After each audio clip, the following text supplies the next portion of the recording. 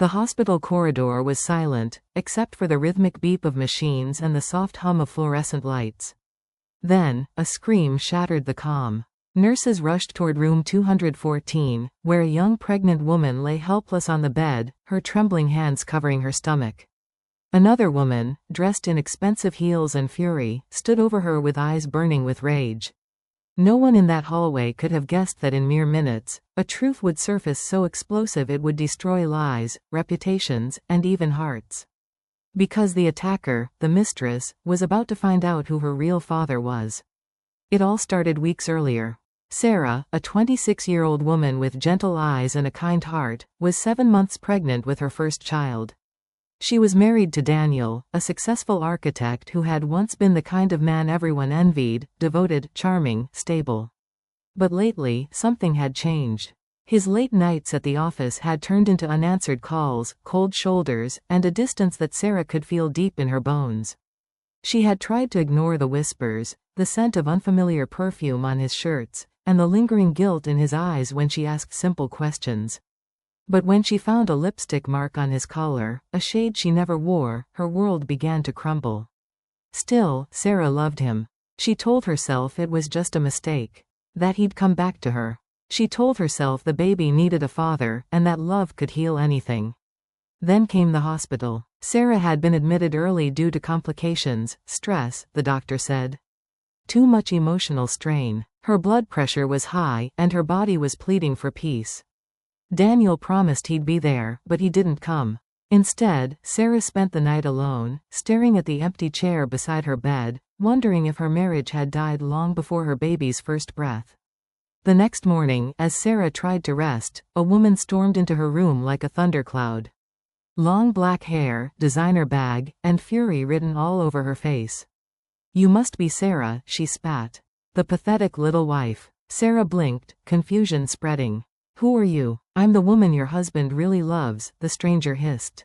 "I'm Emily." Sarah's heart sank. The name felt like a knife. She had seen that name flash across Daniel's phone before, followed by heart emojis. She had wanted to believe it was work. But now the truth stood before her, alive, furious, and cruel. Emily threw a picture on the hospital tray, a selfie of her and Daniel laughing together at a restaurant. "He told me he'd leave you. But then you got yourself pregnant to trap him." Sarah's lips trembled. "No, that's not true. He wanted this baby." Emily's voice rose, echoing down the hall. "You liar. You think a child will fix what's broken? He doesn't love you." A nurse tried to step in, but Emily pushed past her, lunging forward. Her hand gripped Sarah's wrist, too tight, too fast. The sudden jolt sent a sharp pain shooting through Sarah's stomach. "Stop." Sarah gasped, clutching her belly.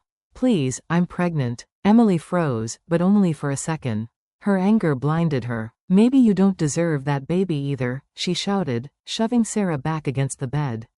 Alarms blared as nurses screamed for help. Within seconds, 2 security guards pulled Emily away, but the damage was done. Sarah was crying, breath shallow, her hands shaking as she whispered her baby's name. Doctors rushed in. Daniel finally arrived, out of breath, pale as a ghost, and watched in horror as his wife was taken into emergency care. Emily, restrained and sobbing now, screamed, "You said you'd leave her. You said she meant nothing." But Daniel couldn't even look at her. His world was collapsing. Hours later, Sarah was safe. The baby's heartbeat was steady. She had avoided the worst, though her heart ached in a way no medicine could heal. Daniel sat by her bedside, tears rolling down his cheeks. "I'm sorry," he whispered. "I never wanted this. I made a mistake." Sarah stared out the window. "A mistake? Daniel, you didn't just hurt me, you nearly cost us our child." He couldn't answer. The silence between them was heavier than grief itself. But outside, in a police holding room, Emily sat alone. Her mascara streaked, her mind spinning.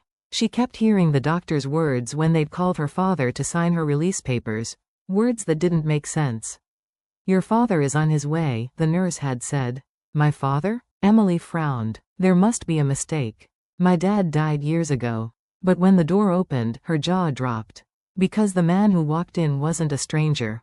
He was the same man she had just watched rush into Sarah's room, Daniel's father, Richard Hale, the owner of the architectural firm where Daniel worked. Her voice trembled. You're my father? Richard looked broken. Emily, I didn't know. Your mother never told me she had you.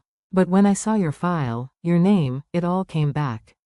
Emily's breath caught. Her entire body went cold.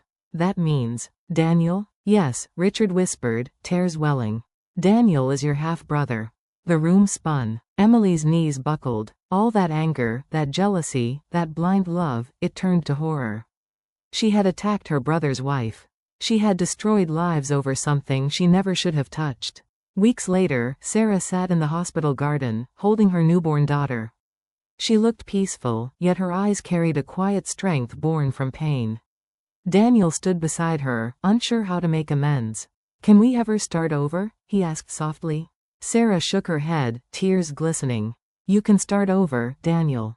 But not with me. My daughter and I deserve peace and truth. Something you couldn't give us. He nodded, knowing she was right. Sometimes, forgiveness doesn't mean reunion, it means release. Across the courtyard, Emily approached slowly, her face pale, remorse heavy in her gaze. Sarah, I don't expect forgiveness. I just want to say I'm sorry. I didn't know. About him, about any of it. Sarah looked down at her baby, then back at Emily. Pain makes monsters of us all. But maybe now, we can choose to be better. Emily broke down, whispering, thank you. As she walked away, the morning sun rose over the hospital, casting light on both women, two souls wounded by the same man, now walking separate paths toward healing. And for the first time in a long while, Sarah smiled. Not because her world was perfect, but because she had survived the storm, and found her strength in its aftermath. The lesson lingered in the air like a whisper. Truth always surfaces, and love built on lies will always fall apart, but from the ruins, the strongest hearts rise again.